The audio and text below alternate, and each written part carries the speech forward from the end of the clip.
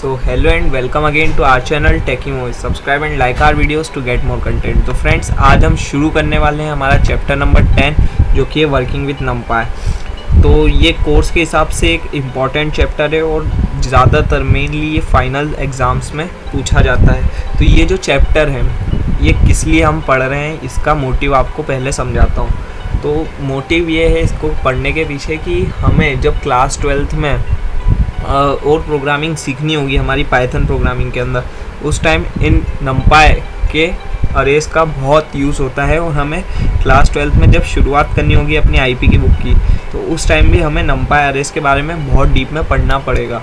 तो इसीलिए हम यहाँ पर इसके बेसिक्स जानने के लिए इस चैप्टर को पढ़ रहे हैं। उसके बाद सेकेंड बात यह है कि ये जो नमपाई अरेज है ये फाइनल्स में आते हैं और इसका वेटेज मैक्सिमम जो वेटेज होता है फाइनल एग्ज़ाम्स का वो नमपाई और कंडीशनल इटरेटिव स्टेटमेंट्स में से ही लिया जाता है और प्रोग्राम्स भी इन्हीं दोनों चैप्टर्स में आते हैं, इसीलिए भी ये एक इम्पॉर्टेंट चैप्टर बन जाता है। तो चलिए शुरू करते हैं इस चैप्टर को। तो सबसे पहले हम समझते हैं कि नमपाई के एरेज क्या होते हैं। अब एरे एक नई टर्मिनोलॉजी है आप सबके लिए, तो मैं आपको बता देना चाहता हूँ कि एरेज होते हैं एक टाइप की रो और कॉलम का मिक्सचर। मतलब जब आप इस टाइप का डेटा क्रिएट करना चाहते हैं, जब आपको कि एक रो वाइज स्ट्रक्चर्ड और कॉलम वाइज मतलब एक टेबल टाइप का क्रिएट करना चाहते हैं अपने पाइथन के अंदर, तो उस टाइप के डेटा के लिए आपको यूज़ करने होते हैं नमपाई के एरेज। और ये नमपाई के जो एरेज होते हैं ये एक लिस्ट होते हैं सिंपल टाइप की, और या फिर कह सकते हैं मैट्रिक्स। तो मैट्रिक्स आप पढ़ेंगे क्लास 12th के चैप्टर नंबर 3 में मैथ्स में।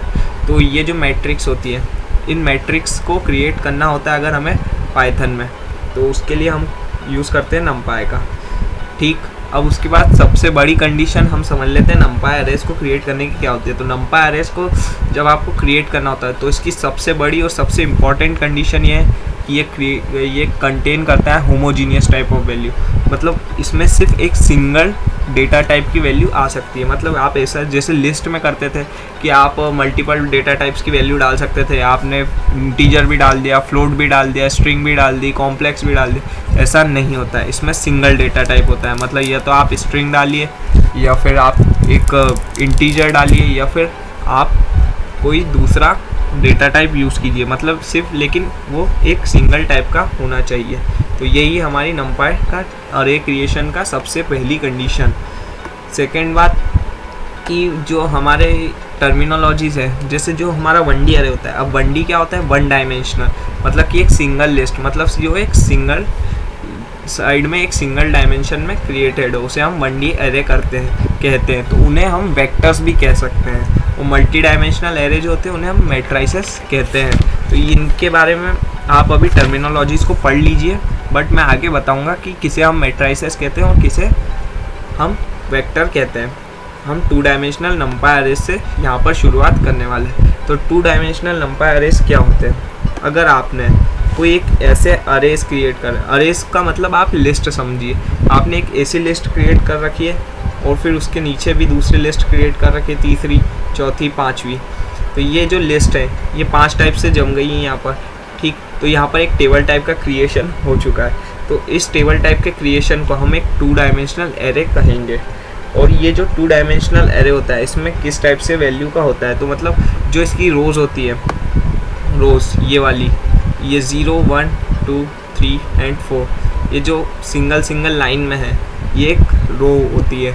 और कॉलम्स इस टाइप से होते हैं 0, 1, 2, 3 और 4, ये वर्टिकली कॉलम्स है हमारे अरेंज। तो इनका मिक्सचर जो होता है वो हमारा एक 2D अरे होता है और इसमें जितने भी एलिमेंट्स होते हैं वो m क्रॉस n से शो होते हैं। मतलब ये जो हमारी रोज़ है इन्हें हम m मान लेते हैं, इन्हें हम n मान लेते हैं। तो इसमें जितने भी एलिमेंट होंगे वो m इंटू n होंगे।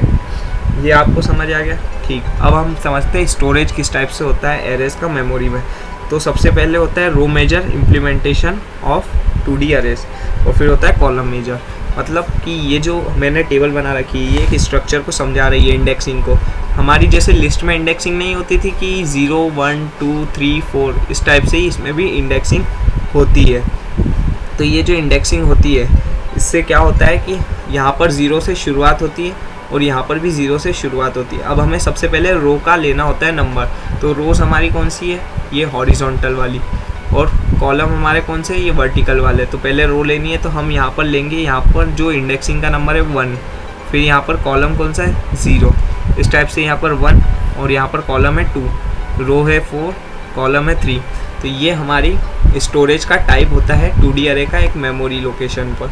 तो ये थोड़ा सा एक ज़्यादा डीप में पढ़ने वाला टॉपिक नहीं है, इसे हम यहीं पर इतना ही समझकर छोड़ देते हैं। हम समझते हैं एनाटॉमी ऑफ नंपाई अरेज, मतलब नंपाई अरेज का किस किस टाइप से हम उसे समझ सकते हैं। तो सबसे पहली एनाटॉमी आती है हमारे सामने एक्सेस। तो एक्सेस क्या होती है कि हम जैसे एक एरे क्रिएट करते हैं, और एरे क्रिएट करने के बाद अगर हमारे पास एक सिंगल टाइप ऑफ लिस्ट है, तो उसमें जितने भी मतलब एक जैसे यहाँ पर एरे क्रिएट कर रखा है मैंने, तो एरे क्रिएट करने के बाद यहाँ पर ये देखिए सिंगल टाइप ऑफ लिस्ट है, तो यहाँ पर सिर्फ एक ही एक्सेस है, मतलब कि यहाँ पर सिर्फ एक सिंगल डायमेंशन है, यहाँ पर इस टाइप से कोई भी दूसरी डायमेंशन नहीं दी हुई है, तो इसकी एक्सेस कहलाएगी 0, एक्सिस 0। अब हमारे पास मान लीजिए कि एक 2 डायमेंशनल अरे है, 2 डायमेंशनल अरे में इस टाइप से, ये देखिए ये एक 2 डायमेंशनल अरे है, तो इसमें ये जो एक्सेस होगी वर्टिकल वाली, इसे हम कहेंगे एक्सिस नंबर 0, और इसे हम कहेंगे एक्सिस नंबर 1।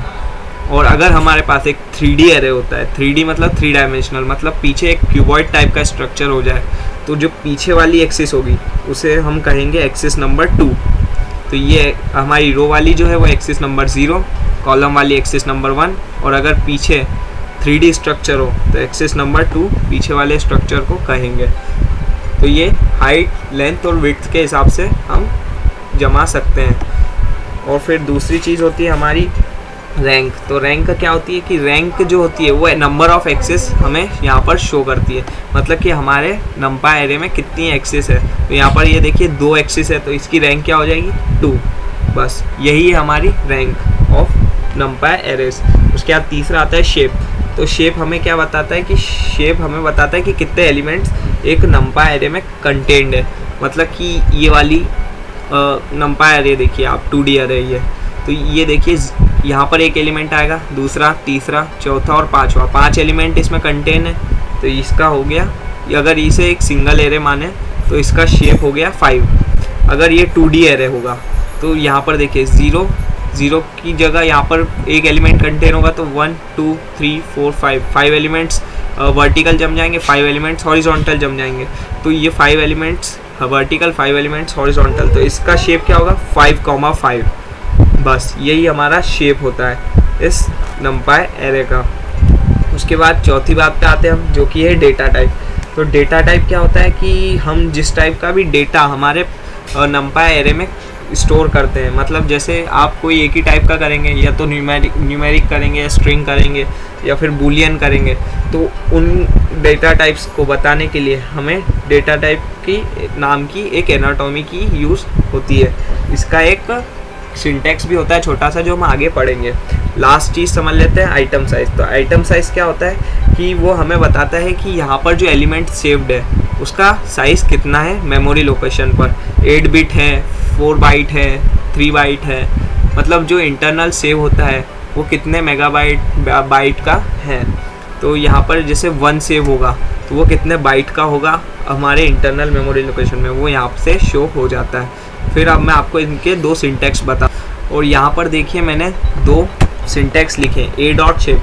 तो यहाँ पर मुझे ये जो अरे क्रिएट किया था मैंने 1 2 3 4 5 6, इसका शेप मिल गया। इसमें कितने एलिमेंट्स कंटेंट है 6, तो इसका शेप यहाँ पर आ गया 6, और हमारे आइटम साइज यहाँ पर आ चुका है हर एक एलिमेंट का। इस एलिमेंट का, ये सिंगल एलिमेंट है, इसका आइटम साइज है यहाँ पर 4 बाइट, इस एलिमेंट का भी 4 बाइट, और इस टाइप से हर एलिमेंट का यहाँ पर 4 बाइट आइटम साइज है। तो हमारी ये वीडियो यहीं पर ओवर होती है, और सब्सक्राइब कीजिए हमारे चैनल को, लाइक कीजिए हमारी वीडियो को ऐसी ही वीडियोस देखते रहने के लिए।